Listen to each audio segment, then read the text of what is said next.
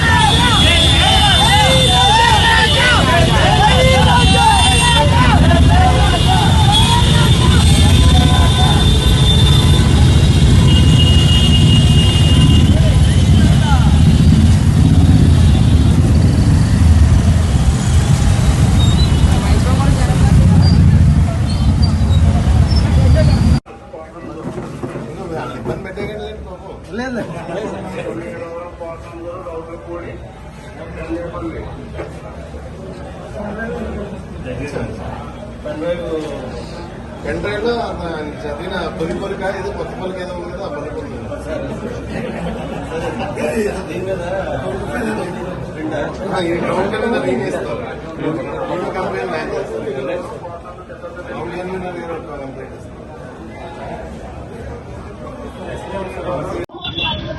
ఆంధ్రజ్యోతి రాధాకృష్ణ గారు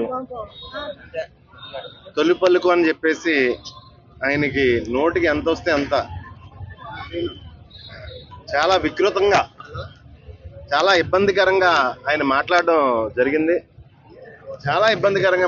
జరిగింది. ఎందుకంటే ఈ రాష్ట్రంలో ఉన్న వైఎస్ఆర్ కాంగ్రెస్ పార్టీ శ్రేణులందరూ ఇబ్బంది పడే విధంగా ఆయన భాషా ప్రయోగం కానీ పద ప్రయోగం కానీ చాలా అసభ్యంగా చేసి ఈ రాష్ట్రంలో సెక్షన్ ఆఫ్ పీపుల్ వ్యక్తిగత జీవితం మీద నిందలు మాట్లాడిన పరిస్థితి మనం చూసాం. దానికి కారణం ఏంటంటే దాని ముందు రోజు జగన్మోహన్ రెడ్డి గారు ఒక ప్రెస్ మీట్ పెట్టి ఆయన ఏం మాట్లాడారంటే మచిలీపట్నం, విజయవాడ, గుంటూరు ఆప్షన్ 2 కింద, అంటే ఆప్షన్ 2 ఎందుకన్నారంటే ఆయన ఆప్షన్ 1 కింద వైజాగ్ ఆయన అనుకున్నారు. ఆల్రెడీ డెవలప్ అయిన సిటీ, పోర్ట్ ఉన్న సిటీ, ఎయిర్పోర్ట్ ఉన్న సిటీ, ఇన్ఫ్రాస్ట్రక్చర్ డెవలప్ అయిన సిటీ, కొద్దిగా ఖర్చుతో మనం ఈ రాష్ట్రం అప్పులు లేకుండా, ఈ రాష్ట్రం అప్పులు చేయాల్సిన పని లేకుండా ఈ రాష్ట్రం బాగుంటది అన్న ఉద్దేశంతో ఆప్షన్ 1 అంటే ఎవరో ఒప్పుకోలేదు ఆ రోజు. సరే 2 లక్షల కోట్ల రూపాయలు ఓన్లీ డ్రైన్స్ కి, వాటర్ కి, పవర్ కి, ఇన్ఫ్రాస్ట్రక్చర్ కి, బిల్డింగ్స్ కాకుండా రోడ్స్ కి 2 లక్షల కోట్ల రూపాయలు అప్పు తెచ్చి పాడు చేసి పరిస్థితి వద్దు. మనకి ఆల్రెడీ డెవలప్ అయిన సిటీ, పోర్ట్ సిటీ మచిలీపట్నం ఉంది, విజయవాడ కార్పొరేషన్ ఉంది, గుంటూరు కార్పొరేషన్ ఉంది. ఆటోమేటిక్గా ఒక 5 నుంచి 10,000 కోట్లు అక్కడ డెవలప్మెంట్ పెడితే ఆటోమేటిక్గా మనకి ఆదాయం వచ్చే హబ్ కింద తయారవుద్దని చెప్పేసి రాష్ట్ర ప్రజలను ఉద్దేశించి ఆయన మాట్లాడితే దాని నుంచి ప్రజల్ని ఏ విధంగా డైవర్ట్ చేయాలా అని చెప్పేసి వాళ్ళు ఆలోచన చేసి వ్యక్తిగత విషయాలు వైఎస్ఆర్ కాంగ్రెస్ పార్టీ తాలూకు శ్రేణుల తాలూకు ఇంట్లో వాళ్ళని కూడా వాళ్ళ మాటలు చాలా దురుసుగా మాట్లాడడం, చాలా వికృతంగా మాట్లాడడం జరిగింది. వాళ్ళ వికృత మనస్తత్వం బయటపడడం జరిగింది. కాకపోతే ఒక్కటైతే తెలియజేసుకుంటున్నాను నేను, మీరు ఏదైతే డైవర్ట్ చేద్దామని చెప్పేసి ఈ రకంగా మాట్లాడారో, మేము మాట్లాడిన మాటలు కాదు, చంద్రబాబు నాయుడు గారిని ఉద్దేశించి ప్రధానమంత్రి గారే మాట్లాడారు ఆ రకమైన మాటలు.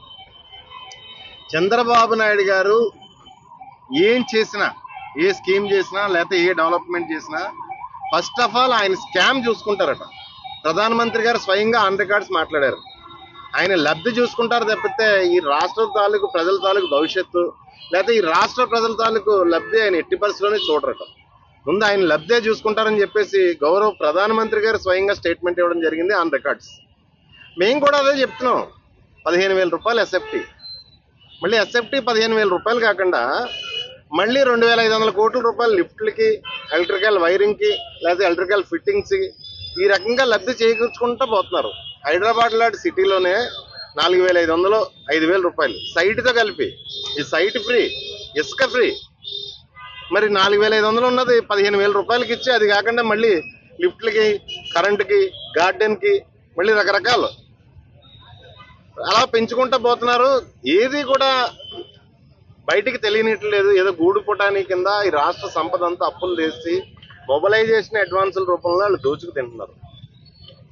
అది ఆ పరిస్థితుల నుంచి రాష్ట్ర ప్రజలను కాపాడవలసిన బాధ్యత ప్రతిపక్ష నాయకుడిగా జగన్మోహన్ రెడ్డి గారి మీద ఉంది కాబట్టి, ఆయన వైజాగ్ అంటే ఒప్పుకోలేదు కాబట్టి, సరే ఈ 3 కార్పొరేషన్ ఈ 3 నగరాలను కలిపి 120 కిలోమీటర్ల స్ట్రెచ్ ఆటోమేటిక్ గా డెవలప్ అయిపోతాయి. ఓ 10,000 కోట్ల లోపు పెట్టుకుంటే మనం ఇన్ఫ్రాస్ట్రక్చర్ క్రియేట్ చేస్తే ఆటోమేటిక్ గా డెవలప్ అవుతుందంటే లేదు, అమరావతిలో పెట్టుకుంటా ఉంటున్నారు. లేదంటే మావిగన్ అన్న పేరు తప్పు అంటున్నారు. సరే పేరు తప్పు కాకపోతే సిబిఎన్ సిటీ అని పెట్టుకోండి, ఎన్టీఆర్ సిటీ అని పెట్టుకోండి. మావిగన్ మీకు నచ్చకపోతే ఎన్టీఆర్ సిటీ అని పెట్టుకోండి, సిబిఎన్ సిటీ అని పెట్టుకోండి. లేదా అదే అమరావతి అని ఇక్కడ పెట్టండి. అలా కాదు, 27 గ్రామాలు అమరావతి అని పేరు పెట్టారు. అది అమరావతి కాదు, యాక్చువల్గా అమరావతి ఆ 27 గ్రామాలకి ఇంకొక 45 కిలోమీటర్ల దూరంలో ఉంటుంది. 45 కిలోమీటర్ల దూరంలో ఉంటుంది. విజయవాడకి సంబంధం ఉండదు, గుంటూరుకి సంబంధం ఉండదు. పట్టుకెళ్ళి ఈ డబ్బు అంతా రాష్ట్ర ప్రజల తాలూకు సంపద అంతా కలిపి అక్కడ గోతులు పోసి ఆ నీళ్లు తోడడానికి, లేకపోతే అక్కడ మొబిలైజేషన్ అడ్వాన్స్లు ఇవ్వడానికి రాష్ట్ర ప్రజల సొత్తుని దోచుకు తింటున్నారు. ఇవన్నీ రాష్ట్ర ప్రజలకు అర్థమయ్యేలాగా ఆయన చెప్తున్నాడని చెప్పేసి, వైఎస్ఆర్ కాంగ్రెస్ పార్టీ శ్రేణులు చెప్తున్నారని చెప్పేసి ఈ ఎల్లో మీడియా, ముఖ్యంగా ఏబిఎన్ ఆంధ్రజ్యోతి వారు మమ్మల్ని వ్యక్తిగతంగా దూషించడం జరిగింది. మీరు తొలి పలుకు అని చెప్పేసి ప్రతి వారం ఈ రాష్ట్ర ప్రజలకు నీతులు చెప్తారు ఈ ఎల్లో మీడియా వారు. కానీ ఒకటైతే చెప్తున్నాను నేను,